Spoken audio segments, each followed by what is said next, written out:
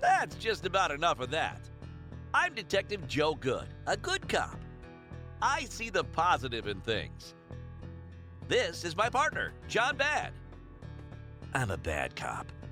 I stare into distances. I'm negative. I assume the worst in everything and everyone. Don't make eye contact, you. Our good cop, bad cop dynamic will provide a fun contrast as we describe these brutal crimes. Halloween is a horror show for every parent. Kids make noises, eat too much candy, and demand costumes. It's awful, and it happens every year. But decades ago, a tragedy in a small neighborhood struck fear into local parents. It was Halloween night, and a suburban family was getting ready to go out trick-or-treating. Meet the family: Donald, Lisa, and their kids, 8-year-old Tim and 5-year-old Anna. Let's start off with a little foreshadowing. What do you think happens in the next 10 hours? The kids get kidnapped while trick-or-treating. Their house is broken into by burglars.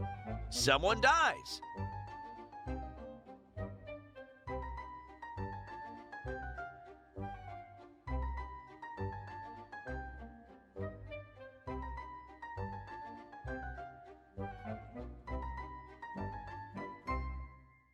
Your inner drama queen guessed it. Someone dies. It was a dark and rainy night in Texas, so the kids were only able to trick-or-treat for 2 blocks. Don't you hate it when it rains on Halloween? 8-year-old Tim eats a final pixie stick before going to bed. An hour later, he is violently ill.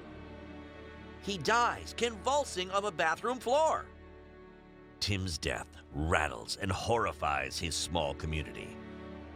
Forensics determine the cause of death, as forensics will do from time to time, ideally.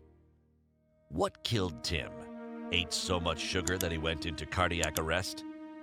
The pixie stick contained shards of glass, a product malfunction. The pixie stick was full of poisonous cyanide.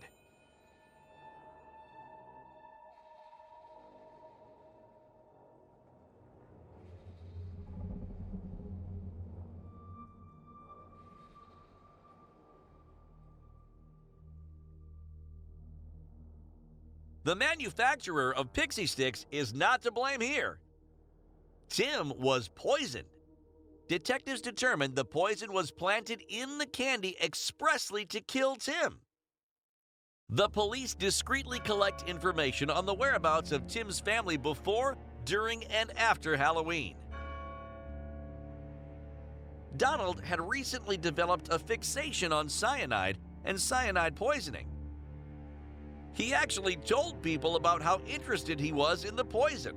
What a weirdo! Bonehead move, Donald. Another detail struck the police as suspicious. What was that detail?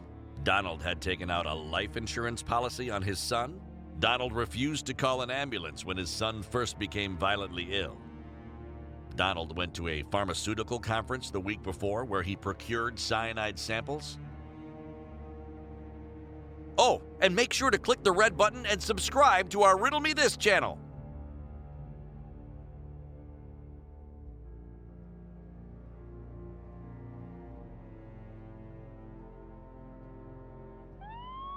Police learned Donald met with a rep to collect on his son's life insurance after his death.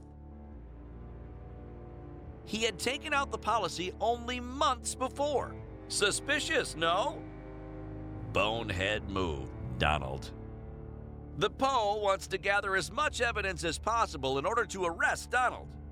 Makes sense to search the house, right? Why didn't they do this before? They find the cyanide. They arrest Donald.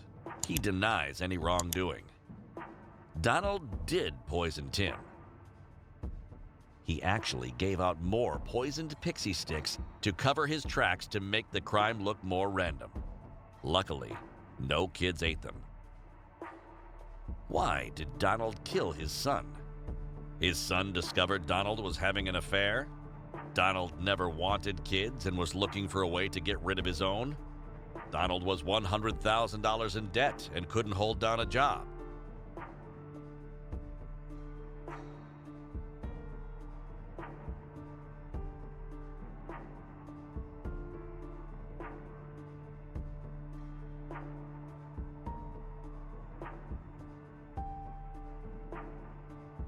Money. He did it for money. Donald never admitted to killing his son and, in fact, maintained his innocence right until the end. He was convicted and sentenced to death. What was Donald's nickname on death row? Sayonara? Candyman?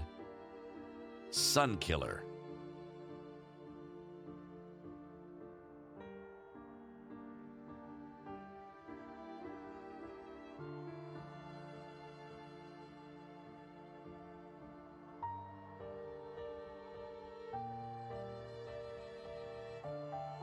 The Candyman was his nickname.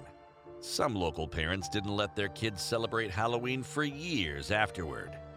One last trivia question for you to end the story. How was Donald executed? He was hung. He was electrocuted. He was lethally injected.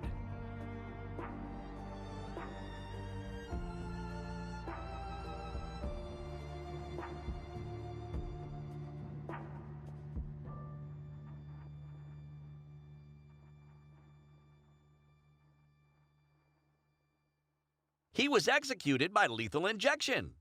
There are very few morals to this story. One takeaway: don't kill your children with poison candy. Police will catch you. Another: don't be vocal about your cyanide obsession before poisoning your son with cyanide. That just seems like murder 101. Do you know any good true crime stories? Which is the creepiest? Comment now and maybe we'll do an episode chronicling your suggestion. Tune in next time for another episode of Premeditated, a Riddle Me This production. Make sure to click the red button and subscribe to our Riddle Me This channel.